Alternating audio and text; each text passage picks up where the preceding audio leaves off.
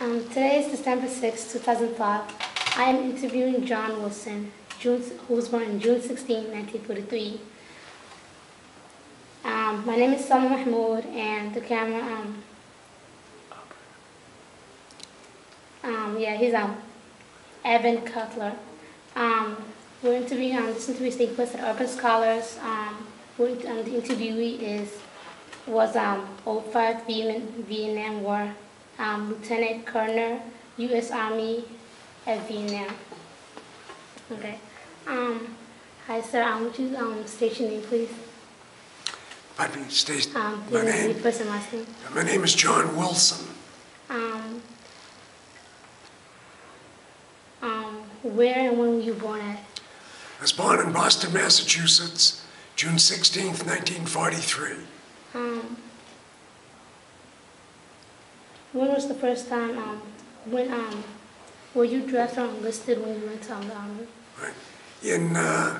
I was drafted in 1966 into the Army. Where were you living at that time? I was living in Southborough, Massachusetts. Why did you join? Well, I joined because I got drafted. I didn't have any choice. But at the time, in the mid-60s, the draft, which ended a few years later, was very active, and for people that were not in school at the time or working in a critical job and were of the right age, they were drafted into the military. How did you feel about that when you were drafted? At the time, I was a little nervous about it because I hadn't really thought about joining the service. Yeah. But, once I got started, it turned out to be pretty good. What service branch did you join? Or were you? Well, it was the Army that drafted me. Yeah. And so I went to basic training with the Army and then stayed in the Army for a number of years. How was the boot camp training? Well, I was lucky. I was in pretty good physical condition when I went to basic training. I went to Fort Dix, New Jersey.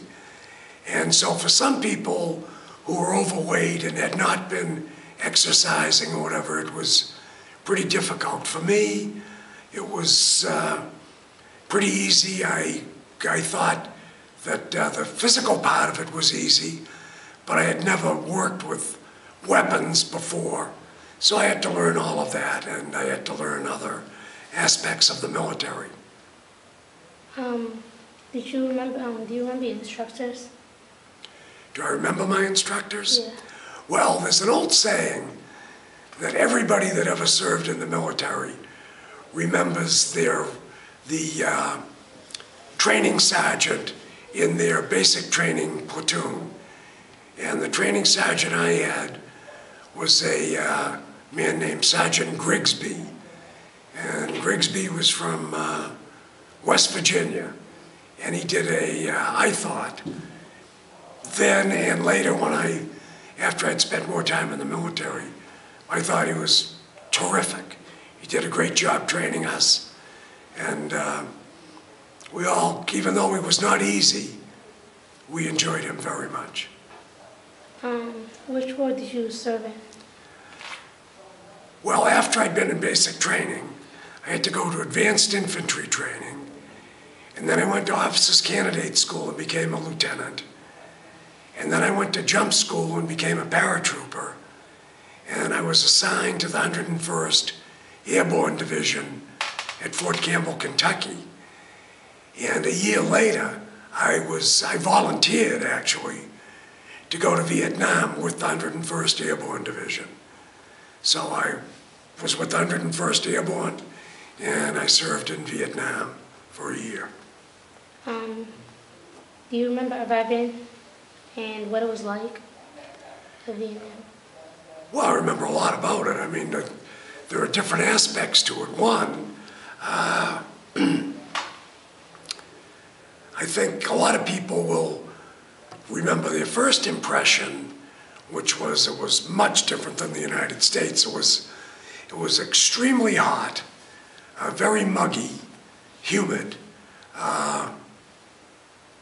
It was very rural. The people were poor. They were farmers. They worked in rice paddies. And the only large city that I ever went to was Saigon. It's now Ho Chi Minh City.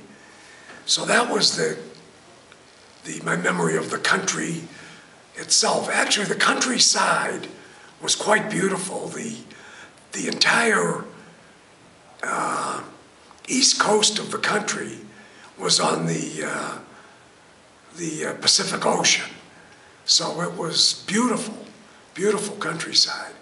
The war, on the other hand, of course, was very difficult. We had about over 500,000 troops in Vietnam at the time. And we were fighting against the North Vietnamese, the Viet Cong. There was a lot of unrest among the civilian population. And it was very, very difficult, particularly for the combat troops that had to go out into the jungle and out into the mountains to fight the war. Was it difficult from coming from your hometown, like where you lived into a war, like in Vietnam? Well, of course, it was a big transition to go from the type of life I had been leading back in Southborough, Massachusetts, where I had gone to school and played sports in high school and went to college, and then wound up in the Army. And within a few years, I was in Vietnam. The one thing that people need to remember is that it's not like being home in your living room watching TV one day and being in the combat zone the next day. I had 2 years of training from the time I left home until the time I arrived in Vietnam. And that training involved learning about weapons, learning about the organization of the military, learning about the structure of the military. As I mentioned a minute ago, I was a paratrooper. I went to jump school at Fort Benning, Georgia, and in the end I wound up making 47 parachute jumps with the military, both out of fixed-wing aircraft like C-130s and out of helicopters like Hueys and Chinooks. So by the time I did the military things, I felt I was well-trained, and I think the military thought I was well-trained. I was just in my mid-20s at the time, but in good physical condition and ready for whatever came my way.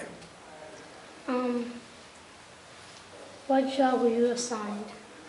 Well, my assignment was, I went to officers candidate school after I finished basic training and advanced infantry training.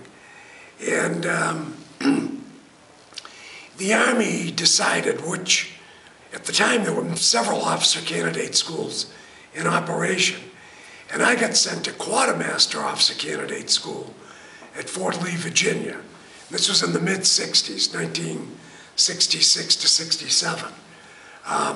Quartermaster is logistics, supply, and so I learned how to be a supply officer in an infantry division, in an airborne infantry division. So when I went to Vietnam, I was a first lieutenant, and my job was as a supply platoon leader. And more specifically, we were in the northern part of South Vietnam. I was with the 3rd Brigade of the 101st Airborne Division, and we supplied the brigade with food, ammunition, clothing, fuel, barrier materials such as wire and other defensive type of material.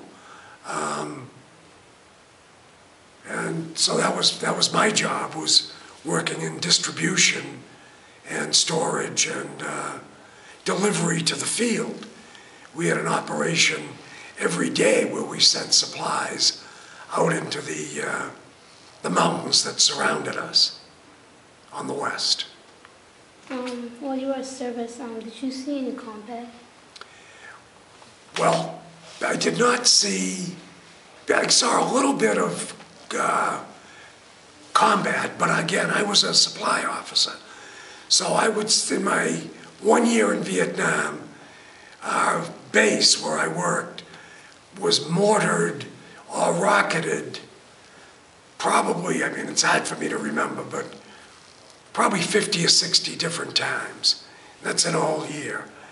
And then twice while I was at this place called Camp Evans in the northern part of South Vietnam, our perimeter, which was our defensive perimeter, was attacked. And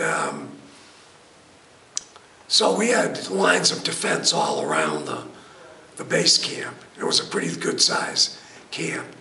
And my platoon had to defend our sector. And those 2 times that I remember, there was what we call small arms fire in our area. But nobody ever penetrated the perimeter in our area. Okay, can you tell me about your most memorable experience? I'm sorry? Your most memorable experience? Oh, my most memorable experience. Well, I guess I would say there were a lot that are kind of equal. I think the most memorable ones, you mean in Vietnam or the whole military? No. Okay. No. I'll even do the whole military. Okay. Probably one of my most memorable experiences is my first parachute jump at Fort Benning, Georgia. That's probably number 1. Number 2 is my first full night in Vietnam. We got rocketed at a place called Bin Hoa, which was in southern Vietnam. And I thought at the time, and it was pretty severe, I would say.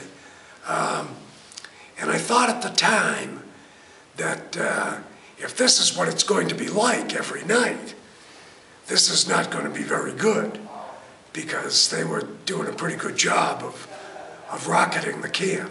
But then, like I said, out of the next 365 days, we got rocketed or mortared 50 or 60 times. So jumping out of an airplane the first time, being my first full night in Vietnam when we got rocketed, and then those 2 incidents when the perimeter got attacked at Camp Evans, that we had to go down and respond to that. I would say those are all equal as my most memorable experiences. Now, secondary to that, I would say the other most memorable, the best memories I have of the military are some of the people I worked with, some of the people I worked for, and, you know, just serving. Yeah. How did you stay in touch with your family? Well, you know, it's a lot easier now for the troops. There are cell phones and the communications are a lot better. I was single at the time, so I didn't have a wife or even a girlfriend back home. So that was one thing I didn't have to think about. So I stayed in touch with my family by mail. And, you know, we'd just send letters back and forth. My family would send cut articles out of the newspaper to send me that think I might be interested in. I got to make 1 phone call during the whole year. And that was actually from Australia. I went to Australia on R&R, and I made a phone call from there. Otherwise, I didn't talk to my family the whole year. Your experience there, like, how was the food like there? What would you say? Well, I have to say, I didn't have very many complaints about the food. I would say, I mean, if you were here in Boston and went to a 5-star restaurant and got one of the meals they gave us in the Army, you'd send it back to the chef. But for the Army, I thought it was very good. It was always a balanced meal, and there was always plenty of food, at least where I was serving. I'm sure out in the field, where they were eating C rations and not getting 3 hot meals a day, it was much more difficult. But for me, I was able to go to a mess hall for all of my meals, and it was okay. Was there something special you did for good luck just during your service? No, I didn't think about luck. Have I you was glad I had a lot of luck, Yeah. but I didn't do anything, like carry a rabbit's foot in my pocket or something, no. Did you feel any pressure or stress when you were there? Well, there were certainly moments that were, very stressful, where we had to react to certain things. We also, I know the troops in the field, as I said, had it a lot more difficult than I did. The infantry, the artillery out in the field, the signal people, the armor, the engineers, they had it more difficult than I did. But in terms of stress, we were basically working 12 or 14 hours every single day, 7 days a week. So there was never any real time that you could relax and not work. It was stressful in that respect. On the other hand, I was young, and everybody else was working that hard. So it was, you just went to work every day, did your job, you ate your meals, you talked to the troops, did what you had to do. And I was in charge of I was a lieutenant. I had 40 or 45 troops in my platoon. And I had to think about what we were supposed to be doing. But I wouldn't say I felt any extraordinary stress except for momentarily once in a while. Did you guys do any particular, did you have any particular entertainment or fun stuff you guys did to entertain yourself? Well, I'll tell you, we had some of the well-known entertainment, like Bob Hope and some of the shows, who did a great job going over to see the servicemen. They went to larger camps than where I was. We did have entertainment,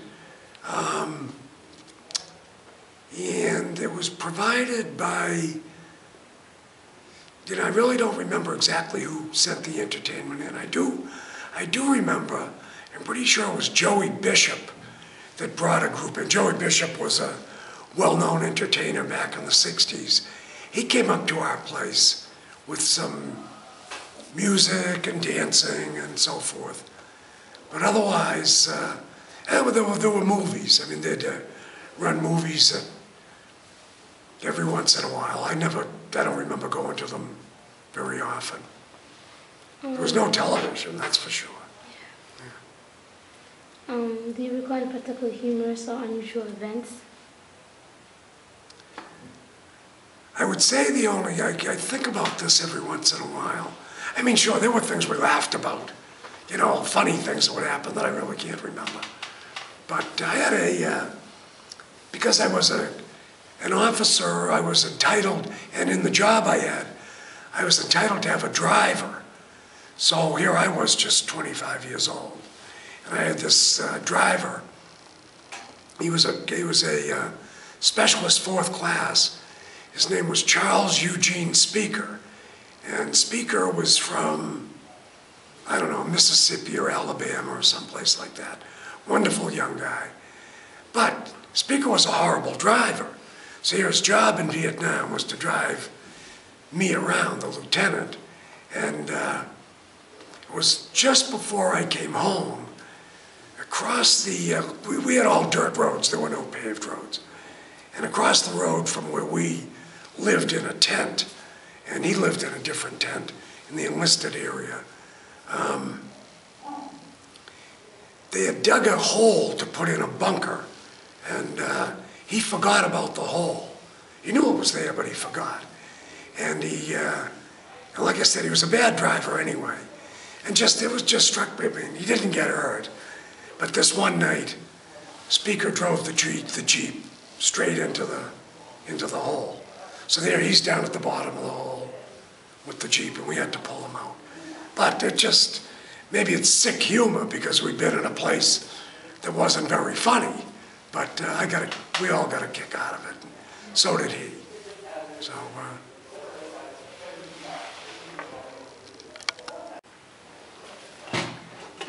What did you think of your officers and fellow soldiers? I thought everybody was fantastic. We had the people I worked for. I had the commanding general of the 101st Airborne. For a good part of the time I was there was a man named Melvin Zace. And I got to meet him once, and he was wonderful. And the person that I reported to at this Camp Evans was a man he was a major, his name was Wayne Worthington. He was terrific. And he knew what he was doing. And that always helped if you were working for somebody that knew what they were doing, and I always tried to know what I was doing. And then I would also say when I came back to the United States after the war, I reported to the Airborne Department at Fort Lee, Virginia. And I worked for a man named Colonel Davis Morris, and he was one of the best officers I ever knew. Did you keep any personal diaries while you were there at service? Did I do what? Any personal diary? No, I never, no. The only thing I came close to being a diary was maybe some of the letters I sent home. Yeah. But nobody saved them either, so. Do you recall the last day of your service? What ended?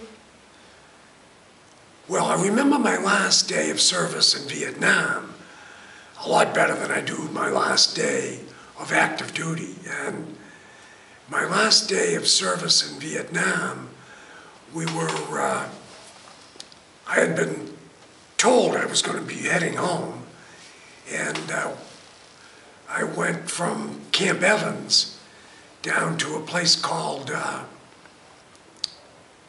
Long Binh, which was in South Vietnam.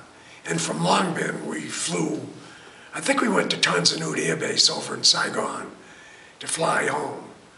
So we had turned in our weapons, and I just spent the day talking to a few other soldiers that were there. And then, during my entire year over there, we really had not taken much, you couldn't spend time drinking beer or anything like that, at least I couldn't. But this last day, I went out with a couple of fellows because we're in a very safe area, and we drank some beer. And we were all right, but then suddenly they called us and they said, your flight home is leaving 5 hours earlier than we'd planned. Get your stuff and get going right now. So what I remember is just, I was pretty well organized most of the time, but I had to run back to the room where I was staying and just pile everything into a big bag and get on the plane and head home. But you sure didn't want to miss that plane. That was your trip home, and you didn't want to miss it. And I can remember the minute that flight took off, looking back down and saying, you know, I'm happy that I'm finally on my way home. Because you count the days, 365 down to 0, and then you're on your way. How was the welcoming home when you went back? Well, some people coming back from Vietnam ran into some problems. I never did. I flew back, we landed in Seattle, Washington, and from there, I got a flight to McGuire Air Base, New Jersey, and from McGuire I paid for a flight to get back to Boston. And when I got back, my brother worked here in Boston, and he and a friend of his picked me up. And I changed into civilian clothes, and I went out to dinner with them. And then the next day I went back out to Southborough and went home. So it was, my family welcomed me. It was nice. I got home in May of 1969. I played golf for a couple of weeks, and then I reported into Fort Lee, Virginia. Did you go back to school? Well, what I did was I stayed in the Army when I got back from Vietnam. Yeah. And then after I got out of the service, I worked for a short time for a Westinghouse, and then I went to graduate school at the State University of New York in Albany. Was it difficult for you to get back and get used to being in your normal life? Yeah, a little bit, I would say. I mean, I enjoyed the military, so I had gotten very accustomed to that type of life. And then getting back into the civilian type of life was, I wouldn't say it was that difficult for me. I can understand it's difficult for some folks, but I had the transition too, where I just worked for a short period of time, then went back to school, and by that time I was ready to go back to work. But as I stayed in the National Guard then for 22 more years, so I had 5 years of active duty and almost 22 years of the National Guard. Would you say being in service has changed you, like for better or for worse? Oh, definitely for the better. I'm glad I served. Even though getting drafted was a little bit of a surprise, I adapted to it pretty easily, I think. And yeah, it made some big changes in my life. But it also provided me with some opportunities that I might never have had otherwise. Do you mind listing us the kind of opportunities you got from it? Well, I'd say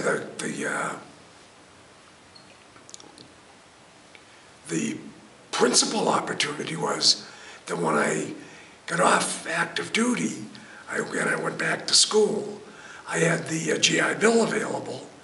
So I joined the National Guard and I had the GI Bill available. So financially, it made it very easy to go back to school. I also, nobody has ever really said this to me, but I think having served in the military, and I put that on my resume every time I applied for a job, it might not have been, it was probably never the thing that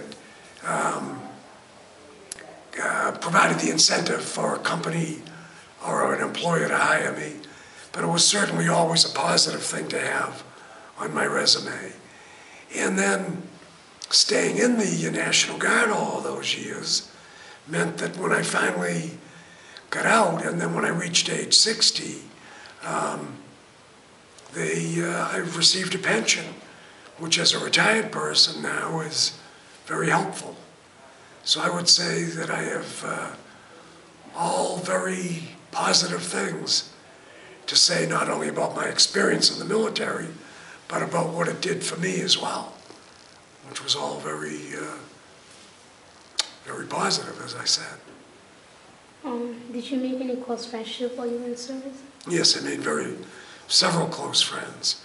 And I had several of us, I had very close friends while I was in the service, and some of us lost contact with each other after we got out of the service.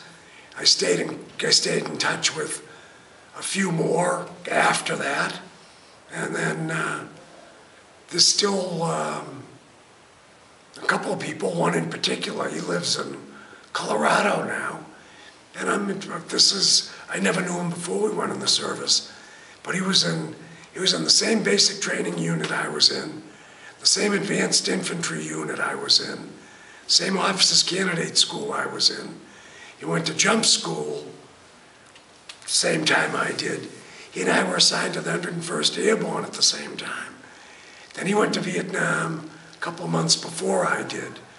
But then we saw each other in Vietnam, and we stayed together, stayed in touch with each other our whole lives. And this is 46 years later. So it was, and he was a great guy, and I'm glad I met him. Did you join a veterans organization? Yeah, I did. Not immediately, but about 10 years after I got out of the military, but I was still in the National Guard. In my hometown of Southborough, I was approached by the Veterans of Foreign Wars and the American Legion to join their organizations, and I did. And I am now for the last 10 years or so, I've been the commander of the American Legion in Southborough. And I'm still a member of the Veterans of Foreign Wars. Yeah. Do you mind telling me more about your organization? Like, what do you guys do? That I did what? More about your organization. Like, what do you The do? organizations? Yeah. Well, a lot depends on what community you're in. In Southborough, where I live, it's a small community, and we don't have a very large membership right now. So what we do in Southborough is, those of us that are interested, we have a Memorial Day parade in May and a Veterans Day parade in November. And we will attend military funerals in Southborough. We'll do other voluntary things for veterans that we are asked to do, or that we have knowledge of. We'll do them. Other communities, larger communities, still have VFW and American Legion clubs where people go on a daily basis, and they're much more active than we are. And I also, for many military funerals, I present the flag of the U.S. flag at the cemetery to the next of kin of the deceased soldier. So I do that. Where did you go into as a career after the war? What did I do as a career? Yeah. Well, as I said, I went to graduate school, and I got a master's degree in public administration. So my first job after that was in the town of Sudbury, Massachusetts, as the finance person for the town. And then I did that for 8 years, and then I took the finance job for the school department in Sudbury. So I kind of went from, I'd wanted to become a town manager, but I kind of drifted over into this school job. So I did those 2 jobs for a total of 22 years. And then I continued with a private school for a short period of time. And then I worked in operations and finance in the Department of Facilities Management at Brown University for 10 years, and then I retired 3 years ago. That's a good college. Yeah, it's a real good college. I was very glad that that I was able to have employment there, and it was a terrific place to work. Would you say there was any life lessons learned from the military service? Well, there are a lot of lessons that to be learned from it. I think the first one, that people should think about is, and you learn it after a while in the military. And the military is like a microcosm of life in that, in order to do well and succeed or whatever, you've got people that, privates and corporals and so forth, that the larger part of the military, and then it works like a pyramid up through the officer ranks, up to the generals at the top. But it's not just the structure of the people, it's also the structure of the military, where you have all the organization is like your hometown. There's supplies, there's food, there's fuel, there's a police department, there are lawyers, there's a hospital, there's a mayor who is the general in the army, there's the engineers who are your DPW. It's the same type of thing wherever you go. So when you think about it, but of course the one thing the military does is train everybody to be a soldier, and you don't get that back at home. So as far as the structure, it's a much tighter organization, of course, but it is what it is, and you learn a lot of discipline from it as well, that you just automatically want to stay within the rules. It's easy. And it's real tough if you go outside the rules, Yeah. like it is in civilian life. So it's all the same. It is. Would you like to add anything else that we haven't covered? Well, only that you had mentioned at one time about then this. I mean, one of the things I enjoyed the most was the parachuting. Yeah. And so my first jump, I was the first guy. I was a brand new second lieutenant, Fort Benning, Georgia, and they picked all the new lieutenants, what they call the stick leaders. And a stick leader was the first guy out of the plane. So my very first jump, we were up at about 1,500 feet off the ground. So we didn't do skydiving. This was just, you'd hook up on the plane with your parachute, and when you jumped out, it would pull the parachute, this static line would pull the parachute open. But I was the first guy out, so I had to stand in the door with my toes outside the plane, my hands outside the plane, and with the engine right up above me, waiting for the light to turn green and for the sergeant to give me a whack on my back and send me out the door. And it seemed to me forever that we were riding before that light turned green. So I was actually pretty happy when it finally happened, and out I went, and happier when the parachute opened. And it was quite an experience. Yeah. I would suggest it for anybody.